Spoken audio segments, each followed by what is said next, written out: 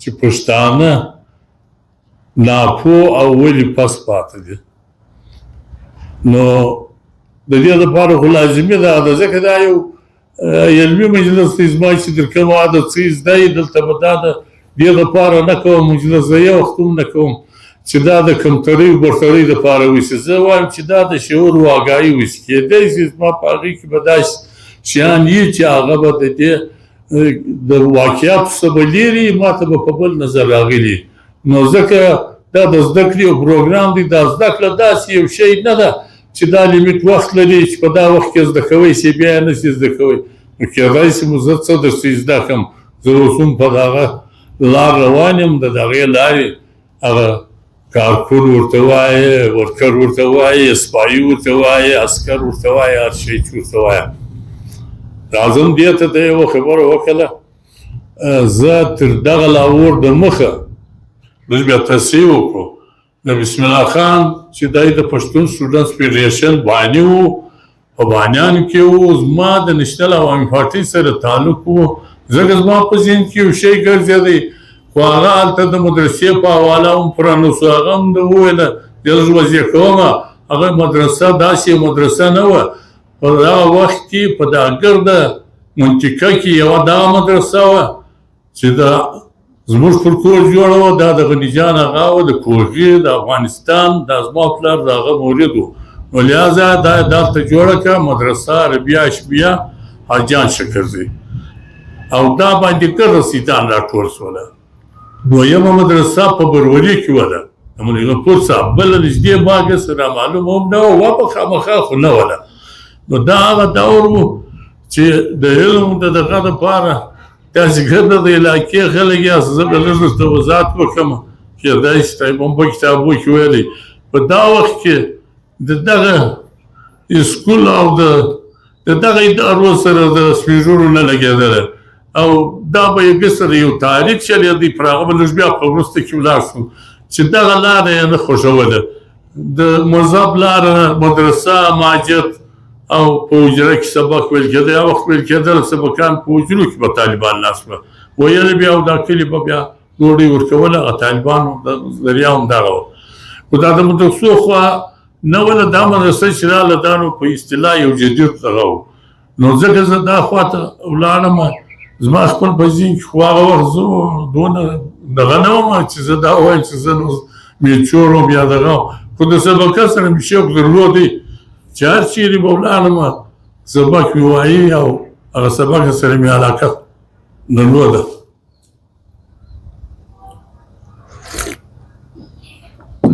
نو دغه مدرسه نسو پاته. د وخت ملایانو د دې مدرسې مخالفت وکړي. یا به د دوی خو د دوی همدار مدار دغه پر زکاتو سرسایه او پر دا مړونه وایي په رښتیا خلاصېږي. ځکه سره رښتیا وایم څه به رښتیا وایم پروا نه کوي. نو د دوی ذریعه معاش هم دغه و. نو نیس به خوښه د ماجتان لخوا بیا کوله. دلته ډېر ښه استادان راغلو او ډېر په خپل وخت کې په خپل زمان کې ډېر سنجیده او پوه خلک وله. ځکه چې ما ته خو نور درک نه کېدی. زموږ د ماجتان ملایان به د خپل طالبان په واسطه سوالونه ورته رالېږله. هغه سوالونه به داسې سوالونه وو په اشپو کې. نو ډېر سوالونه هم نه وو لکه دا اوس بیا راځم پر دې باندې مسواک وتعی نه شي، د دا خوا بیا نه شي، او داس به داسې کوه، د سر ماسه به داسې کوه. دغه سوالونو خو هغه یو پېښوری استاد و، ډېر قابل سړی و. هغه په دا شیان ګسه باندې هم نه ولو. خو نور د وطن ملایان هم یو ملا به زه در وښیم. دا هم په دې مدرسه کې ملا و، مولوي نصرالله په نامه د یارو. دا هم دلته مدرس. نو دی بیا په اشپو کې هم یو فکر درلودی. دغه د پنجپیر په نامه چې کوم دغه ملایان وله دی د هغه حلقې څخه و. دلته بل څوک نه. نو هغه مدرسه په دغه وله کریابس وله. نو بیا زه د خپل ژوند خواته ولاړم. نور کې لکه دې چې وله وسایل به نه وله. یا ګسه دا روجان ته نه وه متوجه نه وه چې ویله په پښتو کې به ووایم فلت سر به یې فلانا به کوې دا ونه ته څه شي زده کړې. دغه هغه د مخالفت عنصر و. خو زه به وروسته کې په پوه شوم چې دا پلان د خلک یې دا خواته نه یې لګولی ده، دا قوم سره دا سازش و. دا بیا په وروسته کې ثابت شوه. نو راځم خپل سوال ته به راسو. دا خوا بیا راواخلو نو به لږ راس خپلې موضوع ته زما ورونو ته یې لیکلي دي چې پښتانه ولې ناپوه اول باید موږ یو ګز تعین کړو نو به ځکه سره په پوه سو چې نو دا د پوه د ناپوه تعین یا ګز پیمانه نو څه شي ده چې سړی وایي هر شی یو ګز پیمانه لري هر شی یعنې وخت هم یوه پیمانه لري چې دا په اصطلاح ګړۍ ورته وایه دا رقم مازل قیاس اسلام ایډیالوژي یا تیوري هم خپله قرآن هم یو ګزو پیمانه لري چې په غونډه پښتو کې درته وایم تقوا چې د تقوا خلک کولی شي چې استفاده ځینې وکړي نو موږ د پښتنو دپاره کم ګز تعین کړو چې موږ وایو دی ناپوه وله یا پوه وله نو تا خو هم یو ګز غواړي نو زما په فکر چې تاریخ ته ولاړ سو لږ به د دوی نسلي هغه وچېړو نو به ځکه په نسل کې دا شیان را پیدا کېږي نسل هغه څه دی یعنې په نسل کې دلته څه رایب صاحب ناست دی استادانو کې دی ګرچې زما هم شناخته دی زموږ په دغه کې هم دی په حلقه کې هم پاتې شوی اوس هم دی نو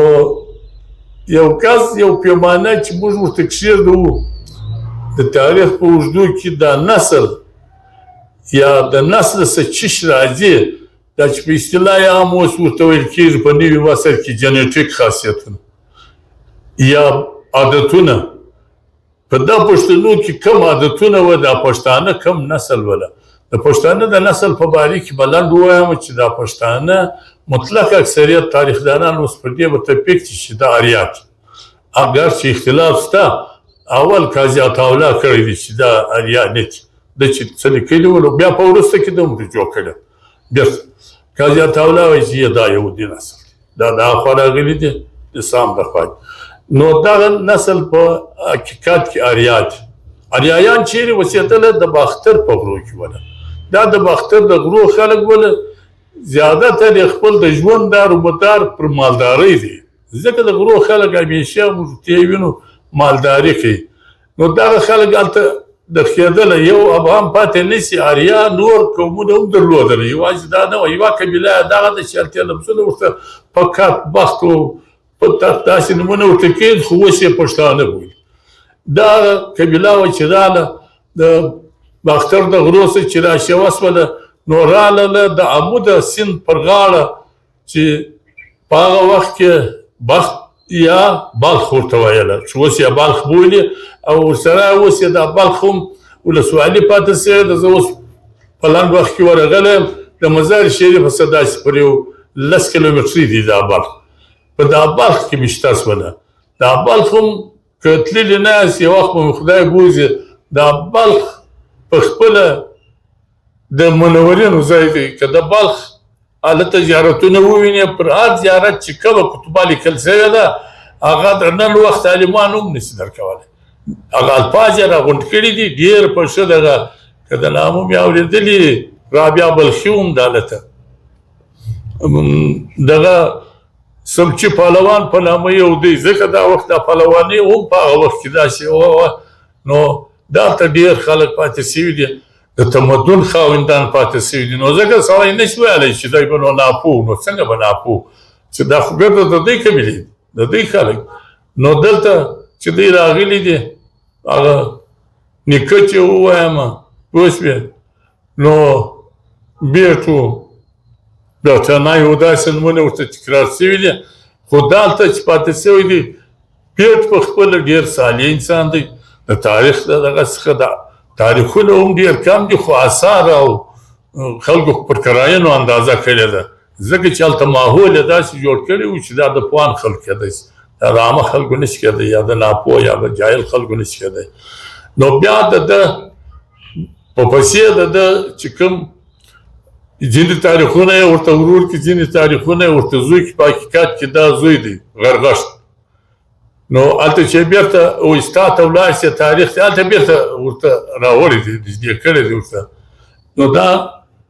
غرغښت او یو بل نوم چې په سرند هم یاد شوی دی سړبان هم ورته وایي دا غرغښت سړبان په حقیقت کې چې زما تر معلومات پورې دي یا ما څه ویلي دي سړبان ادیب سړی دی هغه د ادبو د پوهنې یعنې هلته لفظ قانون پوله هم ورسره ویل سوي دي چې دی په دا نشانو ډېر پوهېدی نو دی دا خواته ولاړی لکه د نن وخت عجیبان و لیکوال لیک ته کښېني وایي زه چې څه کوم په لیکلي شکل بیا راوړم معاشرې له زموږ ځوانان به استفاده ځینې وکړي نو دا پاچې چې وه دا و غرغښت ته ورپېښوله غرغښت دلته پروت و غرغښت داسې یو باچې جوړه کړې ده چې درته واضح کړمه غرغښت په خپله د زردشت څه متاثره دی د زردشت دغه څه د زردشت نوم به مې اورېدلی و ورته پېژاني وه د دا څه متاثره دی د زردشت قانون چې سړی ووایي چې وګورې وایي نن که څه دا ووایم چې سړی نوم وانخلي دا څه چې موږ په اسلام کې ویلي دي یعنې د ایماندارۍ د امانتدارۍ د رښتیا ویلو ګرده دغه لفظونه د ده آیین لفظ دی هم ورته ویلی دي چې د زردشت آیین غرغښت ډېر پر مخ بوتی او دا چې په دا علاقه کې ډېر خور کوي او خلک یې په دغه تیوري ورته وایه ایډیالوژي ورته وایه فکر ورته وایه په دا یې مجاز کړو نو دا یو مډېر مشهوره سو نو ځکه چې په ویستا د هغوی کتاب دی په هغې کې د ده ذکر ډېر کېږي هر چا چې خدمت ته چا کړی نو هغه خامخا یو څه نه څه لکه دا ما چې اوس ویل چې اورنګزېب بادیني باید موږ یاد نو دوی هم یاد کړی دی ډېر نو دغه وخت چې دی دلته دی خو بېرته د وخت د مورد د زمان په تېرېدو سره دا قبیلې غټېږي ټبرونه کې پیدا کېږي نو دی بیا پر دې خوا کوچ راکوي نو دغه دي چې را په اصطلاح عام را کوچ ونه کوچونه یې هم دوه درې اړخه کړي دي یو کوچ یې داسې کړی دی یو ډله ټبر چې موږ ورته وایو په پښتو کې نغری هم ورته وایو موږ یو نغری نو دغه خلکو دغه یوه ټبر یا دوه ټبرو د عراق مخه واخیستله داسې رالو پر نیمروز و پر هلمند و پر کندهار و پر کوټه پر شوی حتی د اباسین غاړو ته ورسېدله دا خلک بله ډله یې داسې راله چې د شمال خوا یې واخیستله چې تخار په مخ کې دی تخار کې ډېر پښتانه پراته دي که چا دغه ویلي تخار و کابل و د کابل د رود غاړې یې راواخیستې شلال و جلال آباد و کونړ و تر پېښوره بیا و اباسین ته درېږي دا بله سلسله یې دا د ولاړه پر غزني مخ پر وردګو شیوه سوه ولاړه دغه د چې راځي دلته موږ چې دا پکتیا او پکتیکا او دا ته درې څلور نومونه دي دا ته راځي او بیا د دې څه چې راوړي نو دې خواته نو دا موږ چې ایجنسیانې ورته وایي اوس ایجنسیانې هغه وخت نو ایجنسیانې نه وې دا خواته راځي تر انګو بېرته راځي دا سلسلې دلته د بنو د په دې سیټ کې راځي میاوالی او تر دغه پورې ځان رسوي بیا د اباسین وغاړې ته درېږي نو دا سلسلې دلته بله سلسله دا راځي چې پر دغه رابېلېږي پر کلات رابېلېږي راځي چې موږ ورته دا زموږ د بادیني او په دا سلسلې راځي دغه یو ټبرونه بیا پر دا خوا راځي چې رالی ژوب دی ورسره بورای دی او د کوه سلیمان د غرو لمنې دي دا زموږ وروستی دا توبې او دغسې موږ مسلمان پرېښ دي دا خوا یې راونیوله دا هم برته راځي دا سلسله هم بېرته څوک پر سوي تویېږي څوک پر ډېر اسماعیل خان ځي دا هم اباسین ته پر میاوالی درېږي نو که په لنډ ډول ووایم د دوی د جغرافیا حدود اربع دا د امو سره نیولې بیا تر اباسین د امو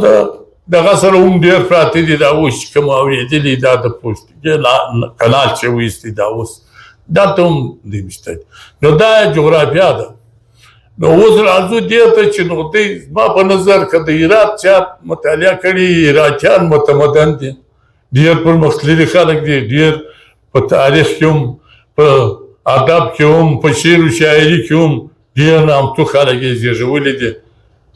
دغه نه دي پاتې سوي کابل خو په خپله که چا لیدلی کابل په خپله که څه د سیویلایزېشن یوه نمونه وه چې تا به ویلې زه په یورپ کې ګرځم دا جنګو د مخه به وایم نو دغسې چې راځه پر دې خوا یوازې که زه دا ووایم دغه به مبالغه به نه وي دا زموږ یو ملګري به ویلی ول دا ټرایکا دا کونج نه دی دا زموږ کونج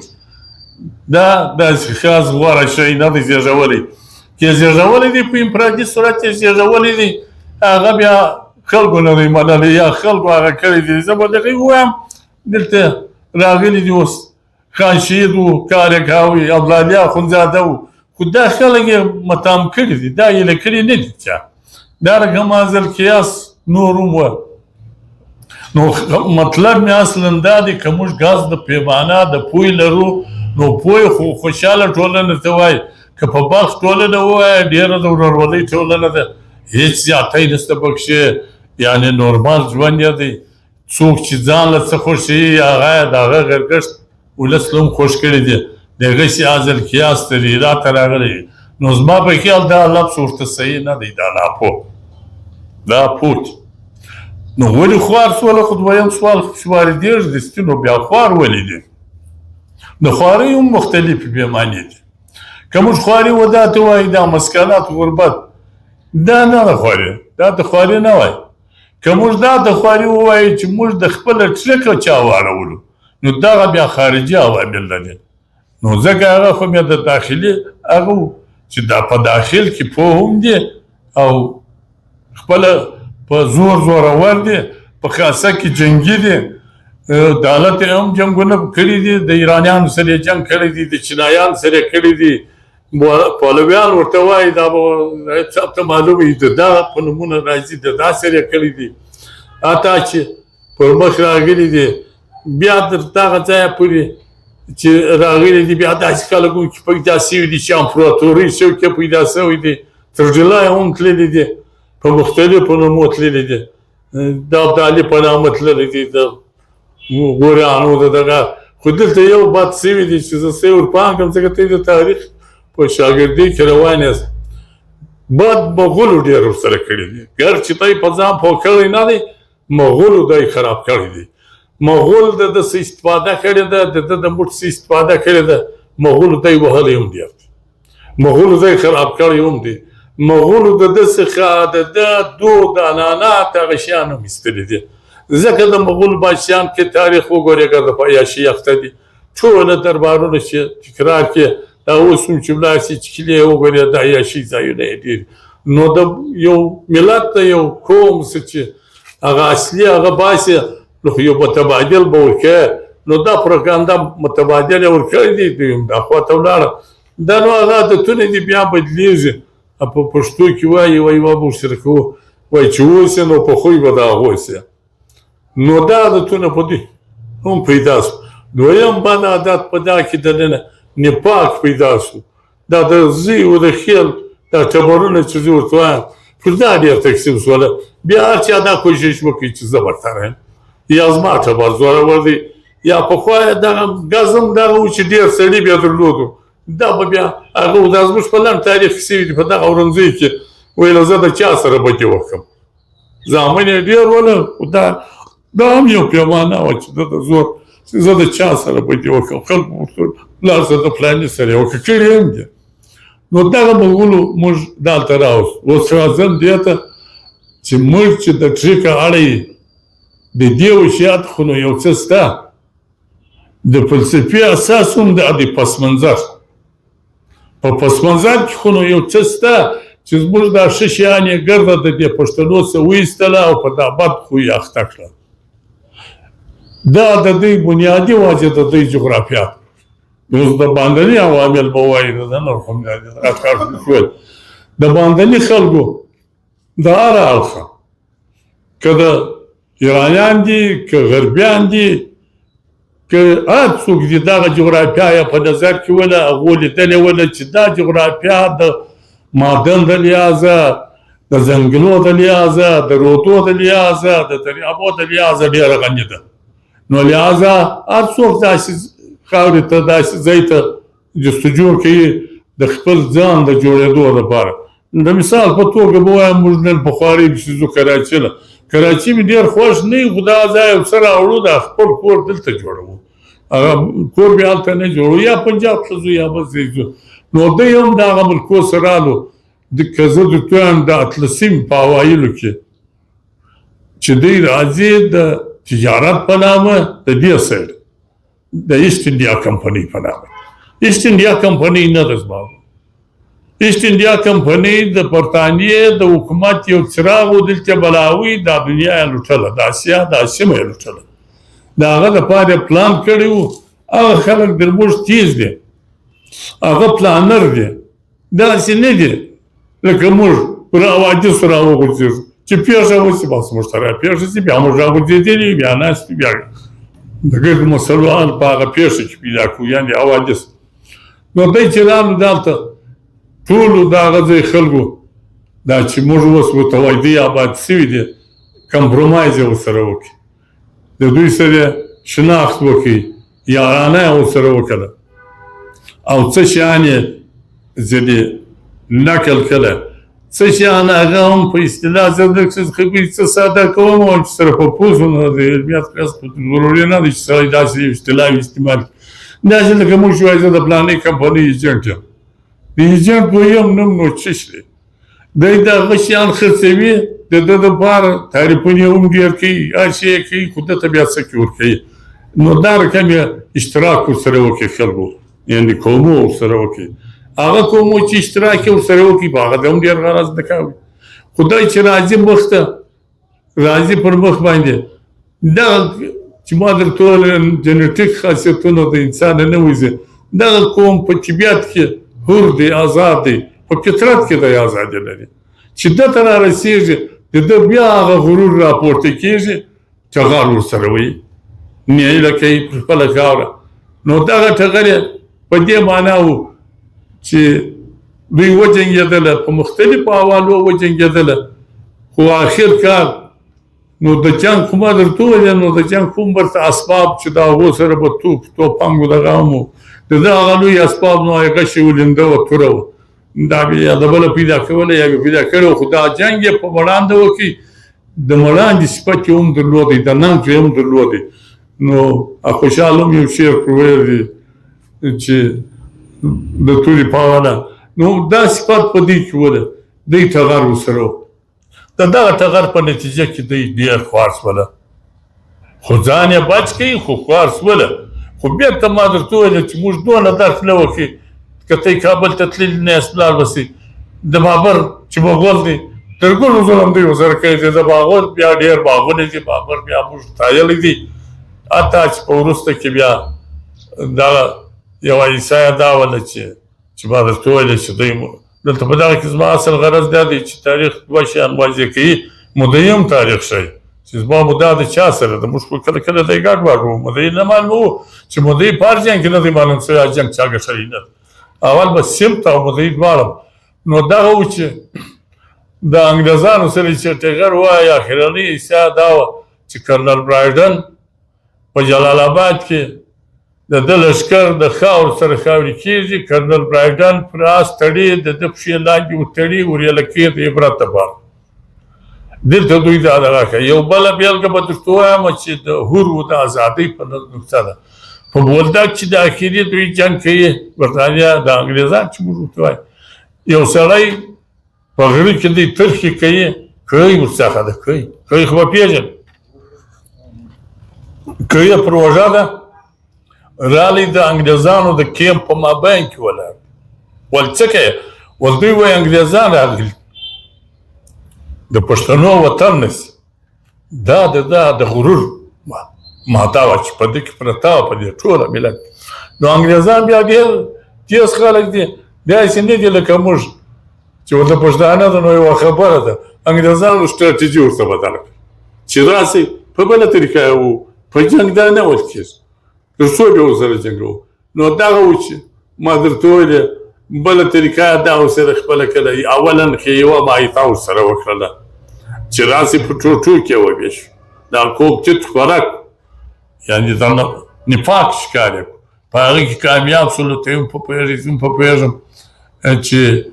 معایده ورسره وسوله په معایده کې هم دی نه وکړل ورته تا ځای مه راتېرېږه دا چې موږ نن ورته د ډیورنډ کې شوی خو نه در تېرېږم خو په د عین حال کې بیا بله یوه بله کې واړوله که ته یې هغه معایده ویلې یا چا پام پرې کړی چې یو بله خطابه دی په مابین کې پرېږدو چې په اصطلاح یې هم به پر سټیج ورته وایي چې زما ستا در مابین به چې موږ نن ورته ایجنسۍ وایي یا قبایل وایي یا فلانه وایي د شیش قبایل خو د هغه قوم دی د هغه ما درته ویل دا ټبرونه و د هغه را روان په دې خوا خو دا یې هم ورسره وکړه نو دغه و چې تقسیم یې کړو نو بیا هغه اصطلاح یې عامه ده نو ضروري به نه وي که تکرار یې کول ډیوایډ رول چې زلمي یې ویشي بیا نو پر کېږي نو یې وویشلو عادتونه یې را خراب کړو په درغلۍ یې اخته کړو یعنې د پښتانه په دغه کې رشوت عیب و نن یې ته یې وینې خلک یې په ټیبل وړاخي عیب خو نه سلو بلکې برخه یې بولې دا زموږ ستی په دې حصه کې بیا بیخي دغه نور بدبختان چې دا لیکي واخواته و چې دا موږ په برنامه یادوو هغه بیا موږ له چې رالو موږ د عادتونه ور زده کړو هغه تر موږ لا پسې بدتر سو هغه هم په دا مرض پسې وله یعنې خویونه یې بدل سو دا یې د دې هغه دی نو نن راځم معاصر تاریخ له به هم راسو چې په دې هم یو څه ووایي ما درته ویلې چې جنګ خو د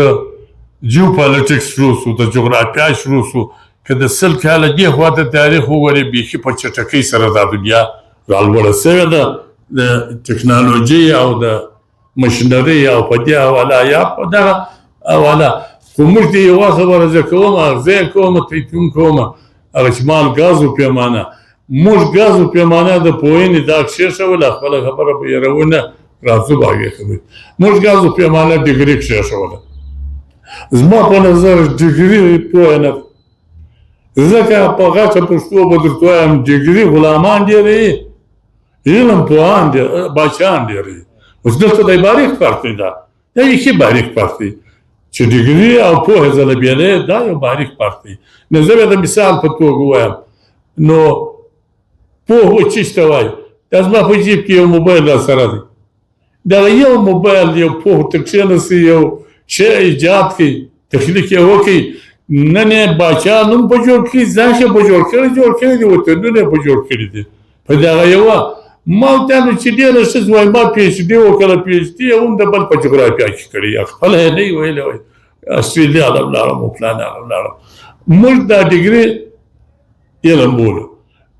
که زه تاسو ته دا وایم چې نن د نن خرابۍ وجه د ننني عصر خرابۍ وجه دا ډګري خوان دي که موږ په رښتیا سره ووایو زموږ د ټولو بدبختۍ د لاملونه زموږ څخه ډېر او زه د بسم الله خان په ښو ملګرو کې په شاګردان کې پاتې شوی یم د یو وخت وزیر هم و یو څوک چې به ورغلی زموږ په ملګرو ول یو ښه ځای نه خو به مې واستوې نو ده به سوال دا پر وکړي ویل ښه ځای ته چیش ته وایي خدای ته مزدور یې نه خوا دی تنخواه خو درکوي تنخواه دې لوړېږي ولیا چې وبیا خندل نو په هغه ته یې هم پیل چې نو ښه ځای دی چیش ته وایي اوس بیا که با د دې ځای چې به ووتی بیا دا خبرې شروع کړې ویلې ول دا دونه عمر مو سره تېر کړي دا په کار نه دي دا خلک ښه خلک دی اوس که دا ورته ویل څه وایي چې زه خپله ځان ته یو لار لرم یو پیمانه لرم د 50 کالو مبارز یم نه ته ما نن ولې راغلی نو دا کار که مې کولی خو دنیا کړی دی نو موږ به هم د یو چا ایجنسي وایي او یو شی کولی نو بیا هم دا ټوله خواري څه کوله چې په 10 کال یا پر 40 کال ته ماته وایه دا ګیلاس که روا دي که ناروا دي ما چې او زما جنګ د روا او د ناروا دي ګاز او پیمانه ورته لرم ناظم دې ته یو خبره بیا به پر دې هم وکړو چې دلته خلک هم پیدا شوي تاریخونه پیدا شوي خو دا تاریخونه په اوله ریښه کې وایي او چې څوک د دوی په درد یا د دوی د لارې رکاوټ نه کېږي علت دې سره بیا هېڅ رکاوټ نشته نو که د ټول خوا به نه وه د رښتیا به ووایي په نن عصر کې ډېر ښه واضح دي تاسو ته به معلوم وي مولانا عبیدالله سندي رحم الله چې و دا یو تاریخي سړی و دا د دیوبند زوم د کفر په فتوا وتلی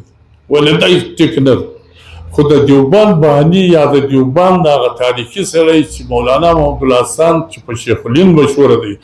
دا هغه د دستراس و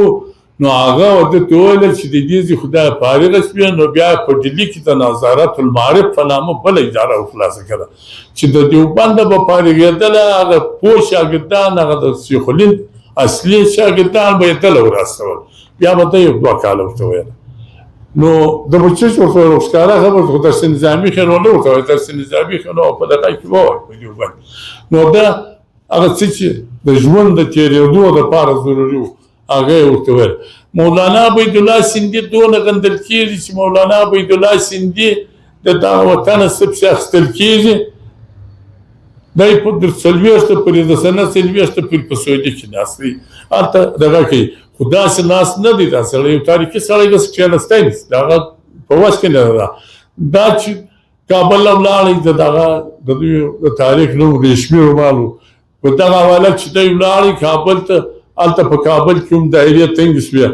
فرمان الله خان دی هم راځي او فرمان الله خان هم دایرې تنګې شوې وې نو ته ته وویل چې مولانا یادین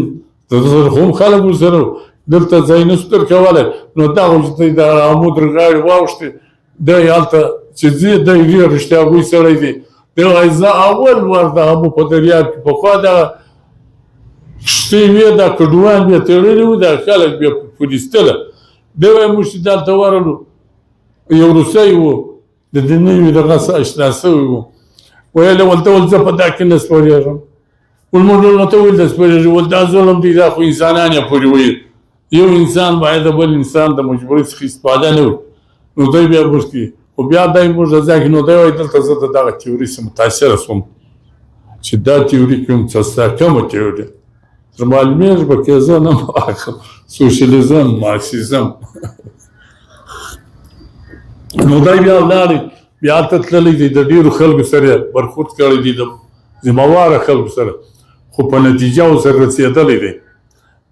هغو دا ډېر خبرې خلک داسې وي لکه دا نن جنګ چې دی پر دې بله ژبه اعتراف نه کوي خلک خو نتیجې ته ورسره رسېدلي دي هغه تعریف ته دغه چې سره کړي دي چې ته په اصطلاح خدای څه ته وایه هغه چې ته ماته چې شته وایه د خپل تعریف خو تعریف کې یو دی چې نه خدای څوک پیدا کولی شي نه پیدا کولی شي ټوله کائنات ته خدای پیدا وایي هغه د مادیې د هغه تعریف ورته کړی دی ویل چې بس د دې سره جنګ ضروري نه دی دا یو ځای موږ راځو د یو ګام شاته دی زه یو ګام مخته یم په فلسفه د شاه ولی الله صاحب یعنې ګام شاته و مخته دا دی چې دی په دنیا کې دی زه یو ګام بل هم اوړم چې انسان دا ښه کارونه ولې وکړي باید یو شی خدای غواړي بدیل خو دا هر شی شته نو دی وایي چې ما ورته ویل چې دا ښه کارونه چې سړی کوي انسانان خودغرضه کېږي نو که زه یو بدیل ورته ورکړم یعنې د آخرت بدیل په هغه پوه کړم نو بیا دا یې څه در پایه بیا دی ترک ته تللی دی اخوا ته تللی مطلب مې اصلا دا دی دی دلته نه پرېښوی چې نه پرېښوی هلته بیا ناست هغه مځکې هم د دوی په لاس کې وي اوس هم د دوی په لاس کې په دې کې شک لا نشته دا د شرکیمیاني عربان شیان دویمه خبره چې دلته کومه وه داسې به یاد یې دا زموږ په سیمه کې باچا خان هم یو تاریخ شروع کړي باچا خان خلک پېژني نه چې زه در وپېژنم باچا خان هم د شیخ الهند مورد باید دی د په خپل کتاب کیسه کې د تی سره وي ښه به وي زما ژوند وجد وجد دی د دا ځایه څه سرچینه اخلي راځي تاریخ شروع کوي اول تاریخ یې دغه دی لکه دا تی چې د دې دستګاه جوړه کړې د مدرسې په نامه ما در ټول اپل نوم دلته ډېر متروک و نو ته هم د مدرسې نوم ورکړه هغه مدرسې په ماجتانو کې په کورو کې په وجونو کې داسې ته دي خو دا هم خلکو برداشت نه کوي بیا خپلو خلکو ورته ویله سرحدي ګاندي دی یو چا به ورته ویله فلانان یعنې مختلف فتواګر خو نو ډېر خپل فتوا یې پر وکړې یعنې دا تاریخ هم د کنډمېدو خواته بوتې خو داسې هغه یو داسې مبارز و زه په خپله په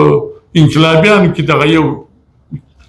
په دې سیمه کې باچا خان منم انقلابي هغه سړي ته ویل کېږي دې چې څه وویل هغه یې وکړو انقلابي او که څه ویل کول یې نور دا انقلابي نه دی دا هسې ساعت تېروي یا د خلکو په سترګو کې خاورې شیندي دی د بهرام خان زوی و هر څه یې درلوده ما په خپل دلته مېلمه کړی دي په کلي دلته خپله یوه جوړه کالي هم په چا نه پرېمځل دا د خړ قدر کالي به ورڅخه و ناست و دا د بوکچې په کور کې په خپله بیا دا وخت پرېمځل بیا بیا دی په تار وځړول بیا چا دې بیا مناله یو څو خبرې هم ډېرې اوږدې نه وې ول پرې پرېږدئ جنبې پرېږدئ هغه علتونه یې ویل چې دا نه پاک شي چې پکښې دی دا وباسئ د ځان نو یوه خبره ورسره کوله هغه بیا دا ویله هغه د ده د فلسفه به زه ورته وایم ویله ولاړ سئ ویې ګټئ بیا یې وخورئ که پوره ده که سپوره ده په شریکه یې وخورئ پر دې که خلک غور وکړي دا فلسفه ده داسې ګډه وډه نه ده لکه دا نن چې خلک وایي یعنې د باچا خان شاګردان مریدان دا په شکایت جوړ شي نه ته یې به خپله پېژنې چې دا نه اوس باچا خان یې دا که دا اسلام شاه خان په لار دي کړي دي هغه نو زما د خولې به نه شه ځکه زه په دغه سکول او دا خلک ما ته وایي نو تا څه کوه خو دا چې یو شی یو عنصر په دې کوم پیدا شو بت پرستي دا بت شکنه وه د سر بت پرستي دا په دا معنا ده نن موږ چې نور دلایل منطق ختم شي ضرب المثل به پروا نه کوي وایي باچا خان نو نه پوهېدی فلانی خان نو نه پوهېږي نو ته پوهېږې وایي دا خو د منطق د دلیل خبره ده ته بت پرستي خو مه جوړوه هغه په خپل وخت کې خپل زمان و هر شی د خپل زمان د مکان تابع دی نو د زماني شرایط هغه ته به هغه ویلي خو اوس دا نه دي دا ته چې کوم کوې د هغه نه دي تا نه باچا خان دي نه هغه دغسې ازل قیاس د خانشیر ما په دې جرګو کې په بنو کې هم ورته ویلې دلته مې په پښین کې هم ورته ویل ما له ورنږدې لا نه یاست خو د دې بیا هم کور ودانجې واورېده په بنو کې هم که دلته هم بلکې ډېر احترام په بنو کې ښه دومره زیات هغه دغه په دا دویم سهار کار وایي ته ورسې هلته ما هلته ځای هلته څه کوم یا ستا ځای شته چې زه والم نو ابایاز به دغه په منځ کې دا ډېر ځای راکړي د محمود خان بیا د دیوار رېډیو والا راځي ده داسې پوښتنه کوي پر جرګه باندې چې د دې جرګې به نو څه یعنې افادیت وي څه دا یې غوټ ورته وایي چې د دغه هغه صاحب درته وکړي خو ډېر ورسره ټینګېږي بیا هم دی نه ورسره قانع کېږي بیا ماته راجګ نو د دې مطلب دا دی چې خبرې کې په نو یو شی ونه شي ته بیا ویله زه خپله د جوړ سړی یم د ټول سړی نه خو دغه زموږ ډلې ته هغه هم راپاتې شوي راځم دې بلې ډلې ته چې موږ ډېر لاس په لرو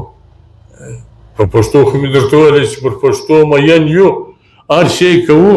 خو چې پښتو د ما سره مخامخ شي بیا یې نه کوو بیا زه تر هغه پښتو صرف نظر کوم یا زما مفادات تکراوي د هغې ځې قیاس د اسلام په حصه کې موږ د هغه یو په دې کې دونه ژیړ نشته اسلام باندې موږ دا په افغانستان کې وینو ته یو دغه کوو که دلته برته ورته ووایه چې ته د اسلام په هغه معنا ومنه لکه قرآن چې په خپله وایي بسم الله الرحمن یا ایها الذین آمنوا ادخلوا فی السلم کافه قرآن وایي زه نه وایي پوره داخل شي یعنې دا نشته پکښې چې د ولاسه چې ونیسي د عبدالله صاحب یا تر ولاسه ګرده به منې نو ته ځکه په دغه ایډیالوژي په دغه قرآن بیا ته مین هم یې هغه هم یې خو چې مفادات یې ټکر شي بیا ته وایي یو یله باندې ورته جوړولی چې لیو باندې ګر تاریخو کې جوړ شوي بیا ته د داسې هم لرې ځګلي نن یې ښه مثال دی داسې وګورئ کردار ګفتار یې یو دی نه دی یو چې نه دی یو نو دا خو هېڅ تبدیل نشي راوستی دا تغیر و تبدل نشي راوستلی پښتو هماغه پښتو نه سوه پاته چې تغیر و تبدل نو راځم دا مرواج سیستم ته په دا کې به هم موږ ته سره وګورو زموږ عادتونه یې دونه وران کړي دي دا چې په جهان کې ورته جمهوریت وایي یو ووټ یو سړی په دا کې هم تاسې راځي قضاوت وکړو د رښتیا او پر خپل ځان باندې آیا پښتانه دغه مني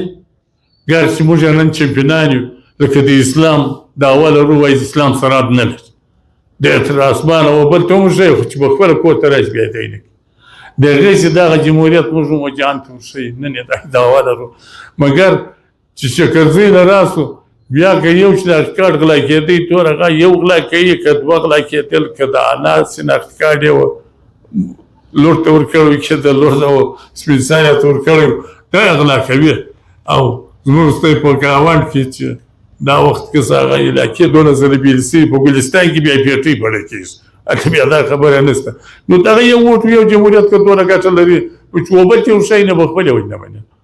خو نو به خپلې نه کوي نو د دې مطلب دا چې په دا کې هم د غلطه تکلف دی چمونه کوي دا چمو سه نه پښتانه ټوله په دا برس کې اخته کوي نن موږ په اخته یو په دې کې شک نشته اصل غرض مې دا دی چې موږ شعور واګایي ودغه ته وي چې موږ انسان ته دا ووایي چې که ته دا څه زده کوې دا څه کوې نو دا خو باید اول پر ځان ومنې نو بیا چې پر ځان دې ومنله نو جان ته یې ورکړه جان بیا درسره مني لازم دې ته چې په دا لنډ وخت کې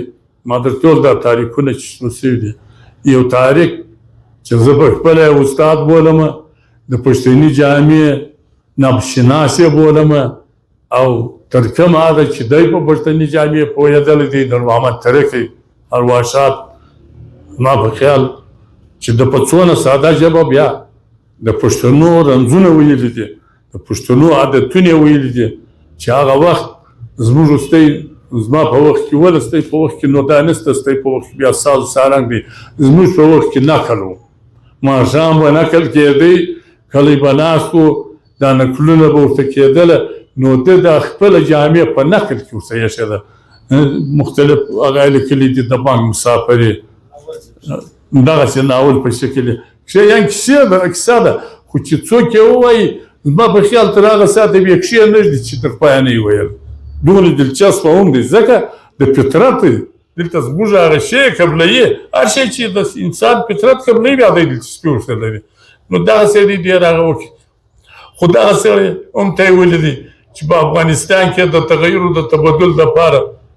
ګرچې بیا وخته و د خپله لیکلي دي چې پر موږ یې وتپئ خو د تپلو په صورت کې هغه شی په دننه کې هغه هم ویلی و حقیقتونه دا هر څه چې په دننه کې ویل کېږي لکه ما چې د پښتنو د تاریخ دغه درته وکړي په زور یې چا نه وویله چې مغولو دا غلط عادتونه کې نه ایستله بیا دوی په خپله کې یو د بل د ورور سترګې کښلې دي په کابل کې بیا په کپس کې ځړولې ټوله خودغرضه شوله نو دغه هم د تاریخ هم ته یې دا دی ویل دي ستی و مخته و دا هم نه سوه تر دې دمخه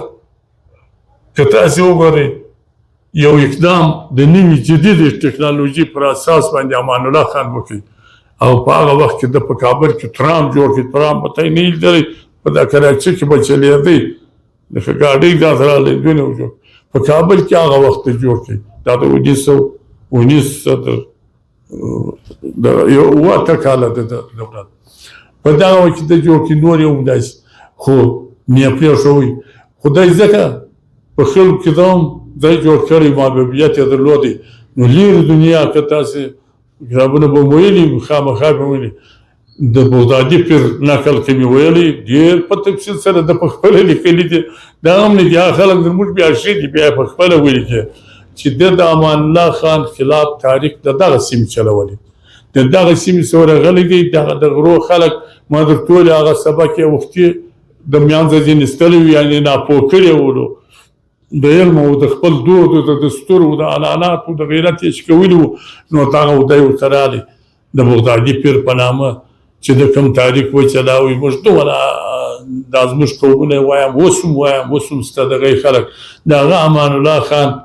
په نیم افغانستان کې اوس هم په کافر مشهوره دی په نیم افغانستان کې غازي موږ دا هم در اوسه لکه معلومه چې دی غازي و که کافر خو یو چا باید یو څه په لیکلي وای نو یو دواړه خو نو نشي کېدلی نو دغه هم دی که یو ووایي په چا دغه سکاوي چې ورته وایي دا باچا سکا حبیب الله دا د غل و لکه دا د نن مشهوره ډاکوګان داسې یو ډاکو خو د داسې دونه ملنګ او پیر جوړ کړي چې دا ټوله پښتانه یې ورته متوجه که نه او ویلی پښتنو دی جنګ هم په پښتنو کې ورسره شوي بدبختي خو بیا دا ده که تېره کې دي هم دی ووایي اخوا نه دی وایي اوس هم واسه په شمال کې به نو اوس په دا اخر کې نه شم ویلی یو شی نه دی خراب شوی د هغو د ګرده ظالم پاتې موږ راولاړ شو خپل پلونه مې ولرول نو پول څه له نړۍ د ټلیفون د تنبو تارونه یې دلته دا زوړ جیل چې و دلته زما سره ملګري ول د هغه وخت شناخته مې وه دا تارونه یې راوړه مس نه دي دا تارونه یې دلته خرڅول ما یو وخت ورته وویله د هلمند و پارچیا کې ښه خلک شته حزب اسلامي و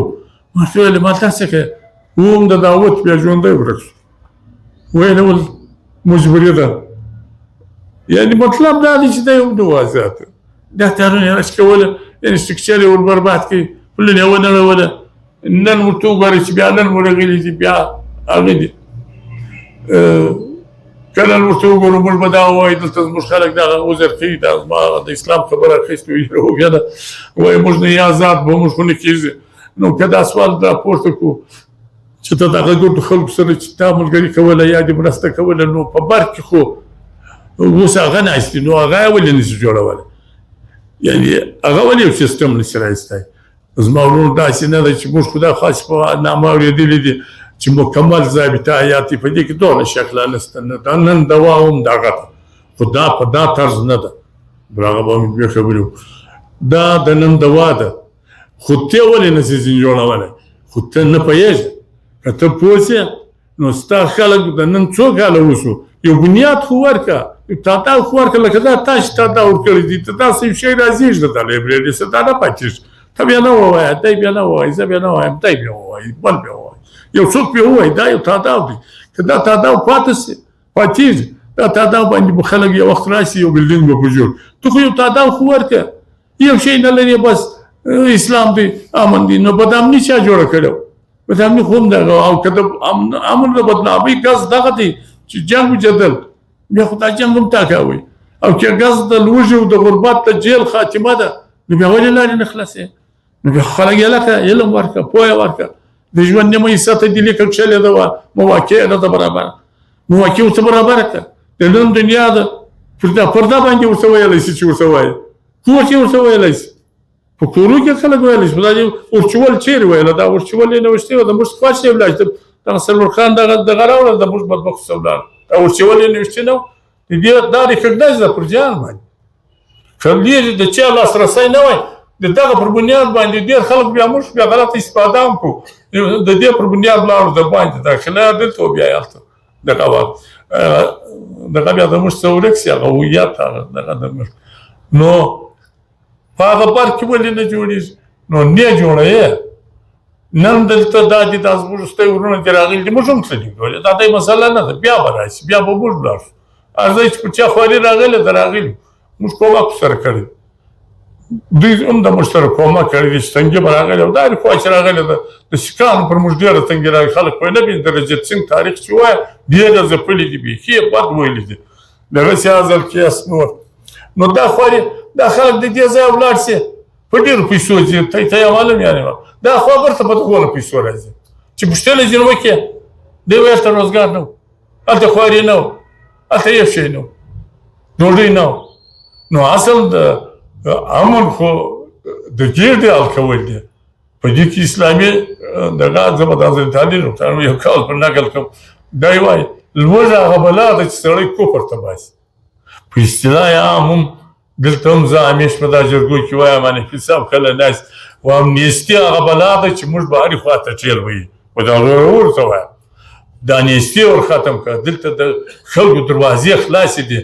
د دنیا د جهان کپسان پراته دي دا غربت یې په دا کپاس کې درڅه نه باسي بلکې عادي نه ایستلي موږ یې بین چې نه باسي نو حاصل قیاس هلته هم دا توره چاره ده نو وخت خو هم ډېر تر واخیستې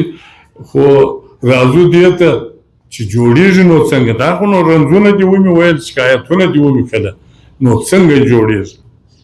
نو زما ورونو موږ په دا خپله کوچنۍ دنیا کې یو دغه لرو په پلان په پروګرام جوړېږي په ایډیالوژي جوړېږي په نظر او په فکر جوړېږي په تکو نه جوړېږي په خودرو تاریکو هم نه جوړېږي لکه دا نن چې جوړ کړي دي ته کې به هم خامخا خلک یې دا چارمنګه یې جوړ کړی د ګردې کې اچولي دي موږ پښتانه یو پښتون خو خپل تعریف لري نو خلاصه د پښتون په قضیه کس که نو چې واقعي دا پر پښتونواله پټېږي که څه نه پټېږي او که دا رقم قضیه دکه یوه لنګوټه پرېږدی راخیستې یو یا دا بل په سر کښېږدي دا د دې د کلچر و کلتور ورته وایي هر څه بلا چې په نه پوهېږي دا بل پر سر یې بوټګان ایښي پوه شوې زموږ ډېر ده زموږ ورځ ده زموږ پلانۍ ده یا سیندیانو اجرک په غاړه کې ور اچولي دغه اوس هغه که دغه پښتونواله دی دغه پښتونواله ستی په ژوند والا که نه تغیر راولي تبدل راولي دا خپله دوکانونه دي دا کښني کښني پرېشر ګروپونه دي دوکانونه یې جوړ کړي دي په دغه دوکانو پسې به ځو لا یې پسې روان یو که د اسلام والا څه پوښتنه وکړي هم ګفتار و کردار یې یو نه دی قرآن یو څه وایي دی بل څه وایي که هر څوک یې ما پرار میدان چلنج کړی دی که یو سړی دا ویل چې زه په قرآن پرایم نو زه به اول سړی یم د دغه شاته به ځم اول سړی په شا کې ځم د مقصد موږ کله هم نه دی غوښتی دا د بسم الله خان هغه و چې د قربانۍ په وخت کې به په اول سب کې خو د ګټې او د دغه په کې به بیا د شا په سب کې موږ یو نو موږ هم یو پلان یو تړو لرو ورکړې مې ده او هغه ډېره ساده او د فطرته مې اخیستې ده چې یو واقعي آزاد خوشحاله اسوده او د امن ژوند دغه څو توري واقعي آزاد یعنې هر تورې معنا لري فلسفه ده وشیات واقعي ازادي څه ته وایي واقعي آزاد خوشحاله اسوده او د امن ژوند او د دا دپاره موږ دا وایو چې دا په هوا کې نه راځي نه دا د هوا شی دی چې دا په هوا کې راځي خو د انسان فطرت دی ټول انسانان په دا پسې ګرځي خو چا د انسانانو دغه ژوند خراب کړی دی دا هم انسانان خراب کړی دي دا وجه ده چې زه هم ازادي یعنې دا څه واقعي ازادي و دا هم انسانانو ضروري د دغه دپاره مبارزه ده خو موږ لنډ دغه ورکړی دي چې دغه د دغه سیمې دپاره ځکه چې په هره سیمه کې اوسېږي د هغه سیمې مکان زمان شرایط په نظر کې لري یوه تیوري د مکان د زمان د شرایطو بغیر نه کامیابېدی سي نه ځکه عبیدالله سندي صاحب دا خبره کړې ده چې زمان حق دی نو چې زمان حق دی د زمان شرایط هم حق دی بیا به دا درکوي نو په هغه به ځې نو موږ هم دا درک کړې ده چې دا د لوی افغانستان په پراخه لمن کې امکان لري چې موږ د آزاد خوشحاله اسوده او د امن ژوند جوړ او زموږ ګرد عمر جد و جهد مبارزه دا چې د بلوڅ سره مه ماتوي تاسې نن وګورئ پر موږ نورې دروازې را بندېږي نو یا ځان په پوه کړي یا نه په پوه کوئ کېدای شي موږ په وس کې هم دی دا نن یې ته ګوره دا اوس د ازادۍ تاریخونه دي یو غږ نه ورته کوي دا زموږ غږ یې درښیم دا چې موږ چې چمپیونان د ځانه جوړ کړي دي دا چې دوی تابعدار د قوم دي دا چې قوم تحفظ کوي دغه کوي دا یو وخت یو هم در خوله څه راوستلي دي چې دا ستا ازادي دا زما په عمر کې ولې نغښتل دا چې ما مړ کې دا اوس پرون یې دا جاج مړ کې جاج په څه خوارې جوړېږي داسې په اسانه خو نه ده نو دا ستا په عمر کې دا زما دغه ولې د ټک ټک ټکان وکړې د ګلستان د مړ شو د پښین د مړ شو که ستاسې یاد لږ وخت واخوا ته وانې فطور معلومه د موږ تاریخ پر وچلاوي د مستګ زره پښته د پښین هغه اکثره د پښین وراکښته کله هله چې الله کله بیا هم چا دا نه ویله چې دا نو ته ولیکې نو ځکه خو بېرته د مفاداتو مسله ده مفادات درې ووټه ورونو چې هلته ګړبړ زیات سي جنګ جوړ سي دلته بیا هغه قوتونه ګټي هلته بیا هغه ګټي یووارې موږ راټول کړو د جیوني کې زه په خپله تللی یم زه بسم الله خان نور ملګري نسیم آغا او ډاکټر اکبر دا هلته د پښتنو لانچونه و د داشم شوزي دا ګلرنګ مارکېټ د تربت په تربت کې دا ګرده پیرالیزي و یعنې ازل قیاس دومره ډېر په کاروبار په وسیع تللي وي او قومونه چې راسکړې راټولوي ابادیږي نه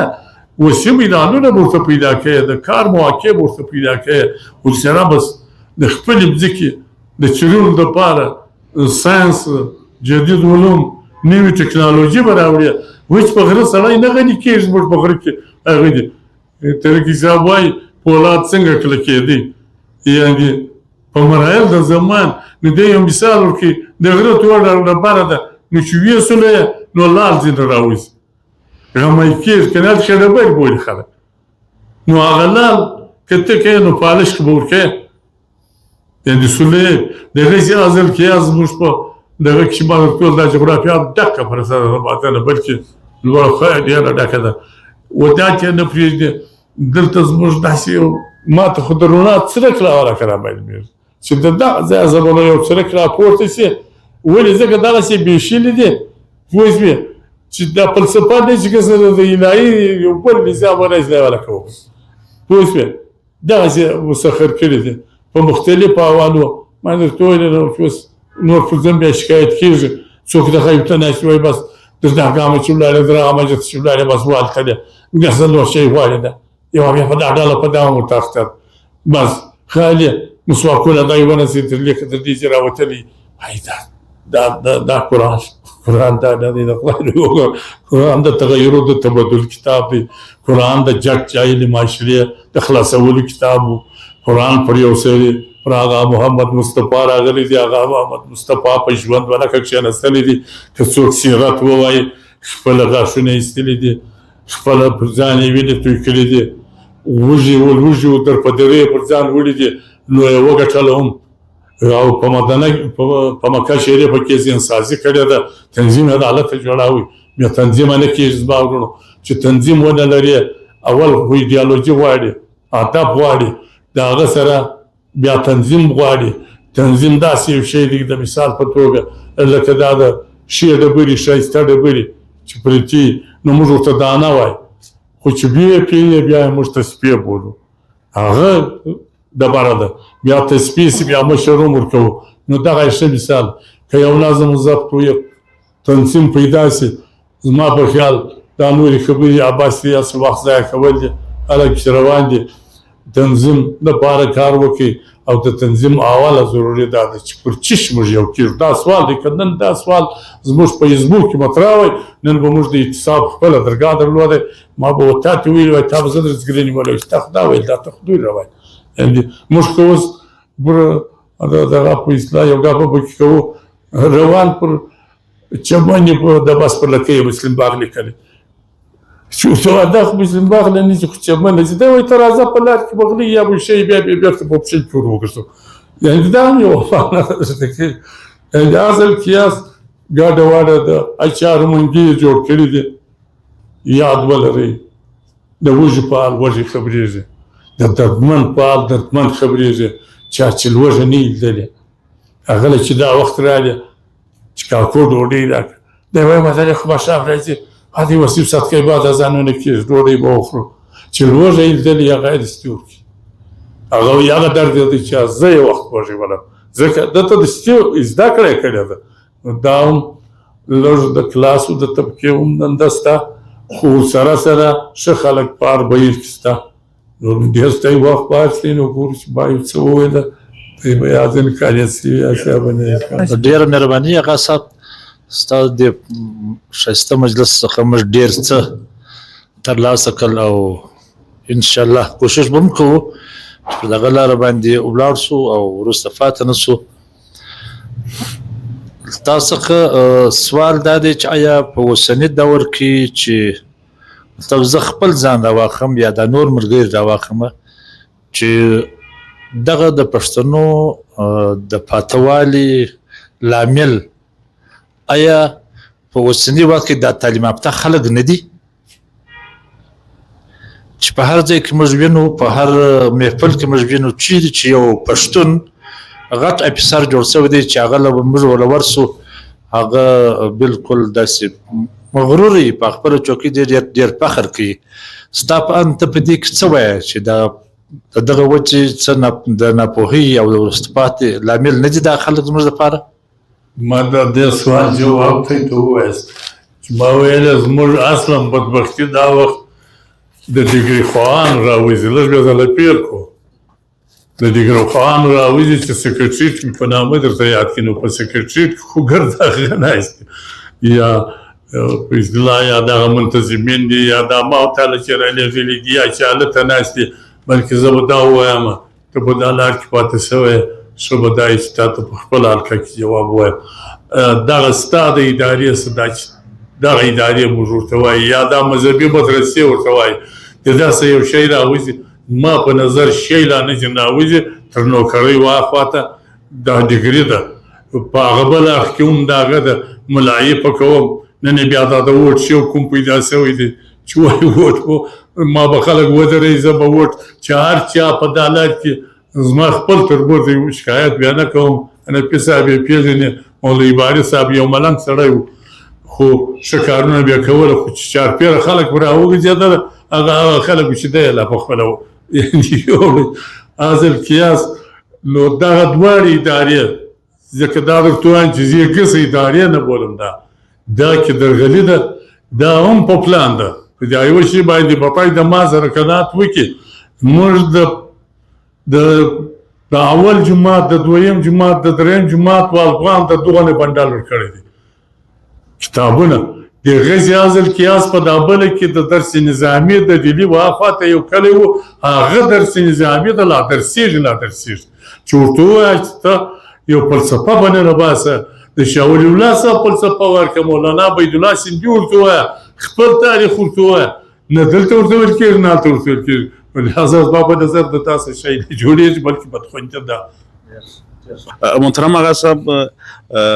ستا علمي او پر حقایق باندې مبني مجلس مو اورېدی په دې کې یو خدا سوال دی چې د میوند چې دی دا د میوند جنگ چې دی یعنی دا دغه برټش انګریز دی بل انګریز دی بل دی دا د برتانی او د نور انګریزانو پر افغان وطن باندې يرغل دا وختونه جلا دي او بل دویمه خبره تا ذکر کړه چې معنا ستا د ازادۍ استا ازادي ولې زموږ په مرګ کې پوشیده ده مطلب منا سیاسی قیادت کې قومي قیادت کې قوم پرست قیادت کې هغه ټول د دې مشکل سوال سره مخامخ دي ستا په اند باندې د دې څه د وتلو لار به څه وي اول سوال ته راسو تا وویل چې دا میوند د دغه جنګو د دغه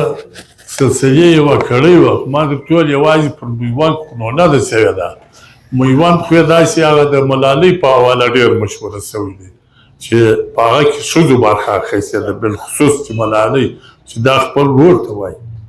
وایي که په میوند کې شهید نه سوې خپله لاله یې بېننګي لري سره هغه شهید سوی هم دا هم شهیده سوی ورته ته تاریخ معلوم وي که نه دی معلوم د غزې نازو انا خو ما ټول وخت کم دی دا اوږدېږي نازو انا په خپله هم دا په خپل شعر کې ویلي دي چې ما درته ویل په اپس کې ټکراو شوله چې د شغاسي کلا دې ولې ورانوله شاه محمود زوروله پوه شوې دا هم هغه سلسلې دي خو موږ ګرده د داسې شیانو ښکار سوي چې ورور د ورور سترګې وکښلې ما ته یې ته وویله بیا په کپش کې مې ځړولې وم دا خودخواهي وه خودغرضي وه دا جنګونه هغه دي تر کوردو ښه جواب به زه دلته تا ته ووایم چې ما تا ته وویل چې ایسټ انډیا کمپنۍ چې راغله دا د برټانیې څراغ و دا دنیا لوټوله نو چې لوټوله یې خو دغه یو کور ورسره ټغر ووایي دا په مختلفو حوالو وویلی دي بیا نه دی خو بیا هم دی وخوړئ په دې کې شک نشته اوس یې وخورې دا چې ما درته ویل لارنس چې راځي د علي پیر په نامه نو دا څوک دی او دویمه دا چې په نن عصر کې به درته ووایم چې دا اوس چې زموږ د جنګ زلزله دی لږ به پر دا هم خبره وکړو دا برملا نه دی زلزله دا بین الاقوامي اسټبلیشمنټ زلزله کړې دی دا چې نن ګردې لاندرۍ پېښېږي دا زما او ستا په وطن کې چې پېښېږي دا د بین الاقوامي اسټبلیشمنټ هغه دی بین الاقوامي اسټبلیشمنټ چې په سر کې دا وخت د 40 باندې د سیندي صاحب په قول چې دغه و امریکې ته وسپارله یعنې دا خطای ور وسپارله چې ته کار کې وکړه نو دغه وخت څخه چې امریکا دا اوس هغه راخیستې دي اذان کېږي پروا نه کوي اذان د موږ لیر دی دویمه دا چې تاسې وګورئ چې موږ دلته ګیله کوو په جهان کې یو د بشر د حقوقو څونه تنظیمونه دي بشري حقوق دي انساني حقوق دي فلانه دي دا نن چې بشر کې باندې کې کومې ترې شواس وي یا اوس هم روان دي یو د یو ځای سره یو ځخ راپورته کېږي یو څوک هم دا وایي دا اقوام متحده تعریف خو مې ویلې اصلا هغه خو د دغه استعمارګرو دپاره یو د لاس هغه دی چې دی پر هغه بنیاد باندې ځي چې خوښه یې نه وي بیا وایي ما ویټو کوي په ویټو به به یې وایي ستا د ایلک اوس بیا که سل کسه ناست وي هم دا یو ورته وایي ستا د ایلک بس بیا یې نه ده بیا نشته پکښې نو د هغې خو هم یو شی نه په راځي راځم دې ته چې دغه زموږ نږدې خواته به راسو دا سوال مطرح نه دی دا سوال نن ستا د سروای خطره ده سر به بایلې که کوم پرست ځان ته وایي هغې نه بولم ما درته ویل د پرستار بله رانه ده خو بهرحال که زه یو اصطلاح ورته استعمال کړم دعویدار یا ټیکهدار یا دغه پروا به نه دا وده ته نه ده پیښه دا درد وده ته نه دی پیښ وایي زه هغه سوی چې اور پر بلیږي زه ورغلم لنډ مثال بیا درکړم د زیارت درنیله زما خپل تاریخ چې ما ولې فوکس پر جرګه کړی دی ده موږ د جرګې خلک د زیارت له ورغلو دغه مړي و دا دغه د دې ځای ډاکټر اجاز و زه وم اکثر و نور هم څه ملګري مو پلاو موږ ورغلو زه چې ورغلم رضا محمد رضا شروع دی پر دغه جنازه پر دغه ځای دی لار روبر کړي یو کوي پښتانه یو کېږي د پښتنو ایجنسي وخوړل یعنې حاصل کیاس خو هغه بدبختانه وایم که دغه هغه زموږ ماته د شتي ورکړي زه چې بلاله مال موږ خو دا د بسم الله خان یو وینا ده ځکه زموږ د استاد سپایس کولو چې په جنازو به سیاست نه کوو جنازې د سیاست شی نه دي جلسه به هم نه پکو خو بعضې اوقات سړی مجبوره شي ځینې خلک یې مجبوره څه پر ووایي نو ما هلته وویله بیا موږ د هلته د هغه ځای د جرګې یا د درنې یا د دغه یو ادب خو د هر شي چې ما درته ویل چې ادب ونه لري ګول ونه لري دغه یې خبرې کوه نو ادب یې دا دی چې ما ته ذمهواره خلک راشي چې ذمهواره خلک رالو نو د ذمهوارۍ خبرې ورسره کښېږده خپل درد ورته کښېږده نو دی بیا د وایي او که ته د غږ دربی لرې نو موږ دلته ورم اما څو خبرې وکړې بیا موږ د نظام لالا په سربراهي کې د سټي هلته کمیټې جوړه کړه فیصله مې وکړه چې دا روډونه چې بند دي دا چې موږ ودې خپل کرام ته څونه تاوان رسوو سبزۍ ولاړې وې ګاډیانې ولاړې وې دا ګرده ولاړ دا په دې زرنه پورې کماله ده موږ که چېرې د غیر داسې مدعي وټاکو دا هم د بسم الله خان خبره ده چې المدعي معلوم کړي چې لار کې ویله نو غچ به واخلو که مدعي دې نه معلوم نو دغه یې ورته کړه نو دا اوس نو ما ویل دا موږ څه کوو نو هغه موږ کښېناستل د کراس درنه ختم شوله په هغه سایت کې موږ فیصله وکړله ګرد وکړله ډېر په اتفاق مې وکړله څوک مخالف هم نه وکړي ډېر ممبران یې موږ هم د پښې نه صدا څوک واخلو بیا دغه وخت وویله مې اعلانوي وزیر اعلی راځي د دغه د زیارت هغه هم راغی د هلته هغه هم هغه چې څه خبرې یا د ده په وس کې وې یا کولې و موږ ته ویله ول دا ځای نه دی درځئ هغه بلوڅ سړی دی ول یا به در یو ډبرې لاندې کښېنو پار के नीचे बैठेंगे हमारे गाड़ी में बैठो या और जगह हम अपना हाल बताएंगे तुम अपना हाल बताओ یعنی په سلامه د خپل درد در سره رسوو پېښه خو دا ده پېښه سوې خو ده نو موږ خو در مخ لا درته کړې وه خپله فیصله نو دا د هم اپیل دا و چې دا روډونه بند ولاړ دي دا خلکو ته نقصان دی دغه لارې بندې دي نو دا څه پکړو موږ د هغه چاره موږ کړې نو دا ول سی ام اصله پسې راځه راځي خپل مطالبه به سره کښېږو زه ستاسې صاحب که په مال کېږ دا الفاظو په دا ژبه د سره کښېنم بس هم ناست یم پر دغه او ما درد لیدلی چې زما 300 د قبیلې خلک مړه دي په دغه شیان زه په دا پوهېږم نو هغه و چې موږ درنه هم خط نو بله درنه ته یې ولیدل مطالبې مې هم ولیدلې نو ته یې ورته کتله لیویز هم پای کې هلکه نو دا لیویز یک شو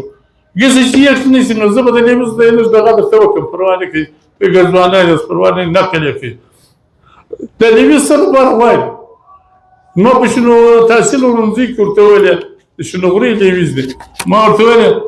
ما له وده دا ستا پر خولې لیویز دی کله دي دا به پولیس دور نه څه پخلی ترخا دي کمیږي ولې مالګري ویل د سبا دپاره د پنسین چانسز هم په دې کې دي دوی څه ډېری نه نو مال بیا ته ولې بازې وړې ته ورته هغه یو واسطه پکښې بیا یې بل ځای بدلوي د بل ځای بدلېدو دویم نوم دا دی چې دی تاړه په اشر چلی دوه راځي ګردا دې مړه شول 5 کسان ډیپټي لري او لوی علت یې بل دی درته وایم پروا نه لري زه نو رښتیا وایم موږ چې بیا دا لوی خلک نه دي دا ټول خلک د دې سره چې ورسره دا لیویز دا د تنخواه راځي جمعهدار سالدار په کور کې حالت د خپل کور د چې اخ بدلېږي نه نو میراث دی په میراث دی دغه لکه زموږ سیاست چې میراث هغه په میراث د هغه څه استفاده کوي بس لیویز ډېر زموږ په طبیعت پوهېږي لیویز زموږ په طبیعت څه پوهېږي اوس لیویز سره زه کښېنه وم نو نور نه پر څه بیا وایي ولې چې مخامخ سړی توجیه کولی نو دغه لیویز هم د دا دپاره لیویز کې حل کوه پلانه کې حل کوه هغه سپین ږیري به ته یې لیدلي ځوانان خلک یې د فیسبوک وخت دی او خدای زړه په کور کې دی یو سپین ږیری د زوی کانچنر ته ناست دی اوښکې پر ویږي نو د دغه پر کورو پر سیاسرو به څه تېرېده چې هغه ناست دي زموږ په پښتني معاشره کې دي چې راوړي پټه کې 2-3 ورځې غم یې کرار کمیږي نو دا که شل ورځې بعد راوړي هم هغه ده او د ده کره نو طبعي باندې کېږي د ده لور د ده خور د ده مور به ډوډۍ خوري او کې خوري څه ته رابیا خوري د خپل بس سیاست یې زه تور هغه راغلی جذباتي تقریر وکړه راځه پوښتې به یوه خبره کوله کوشه سړی اول ټارګېټ کلین مړی هم دی د هایکورټ سره یې وشت ده به موږ ته ویله ول هجوم کو دې کر هجوم کی طبیعت کی تقریر شروع کرو وہاں سے بھی واہ آئے گا تم بھی خوش رہے گا وہ بھی خوش رہے گا بس تم لیڈر بن گیا زموږ په دغه کې یو رجحان بل دی چې ایجنسۍ ته ډېر ښکنځا یې کړه دا لوی لیډر او که زه دا ښکنځا په اجازه کې راسره بیا په دغه لیډر کېږي په حقایقو لیډر کېږي راځه کښېنه دلته کښېنېږي یو ځای کېږي ما ته ویل دي ول موږ یو ځای نه کښېنو نو چې پر جنازه کښېنې یا نورې ځای راځه کښېنه د قوم دپاره یو پلان وکړه یو طرحه وکړه ما په دواړو جرګو کې وټیټ دی اوس بیا د جرګو دغه اخیستی دی وایي جرګه فعاله نوې جوړوي اوس بیا دا د جرګې قرارداد دی چې د نواب صاحب په مشري کې به یوه پراخه جرګه جوړېږي لا به جوړېږي اوس یې بیا په نوي طرز دی خو دا جرګه به هم جوړه شي خو پلان و طرحه غواړي یوه خو درته وکړم د نوي دغه مطابق ماشال موږ به وخت مازانونه مو زما ورونو نوی وخت دی نوی زمان دی نوی شرایط نوی طرز غواړي په نوي طرز به دا میدان تمشي کېږي دنیا یو کلیسه وي نه یو کور سوې ده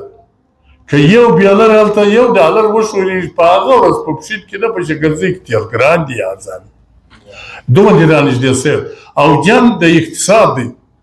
معاشیات د قوم جوړول دي که یو قوم خپله معاشي یا اقتصادي بنا زربنا نه ولري پر هغه تکیه ونه کړي او د هغه دپاره یو لیډر پلان نه کړي ور پیشبیني ونه کړي موږ د پیشبیني دي په بلا پیسې پر حوادث ولاړ دي هغه خبرې کوي چې د قوم د بدبختۍ سبب ګرځي نو دغه یو څو خبرې مې درته وکړې د اخري مې د سیاست څه کې وکړې رښتیا مې وویل پروا نه لري که چپه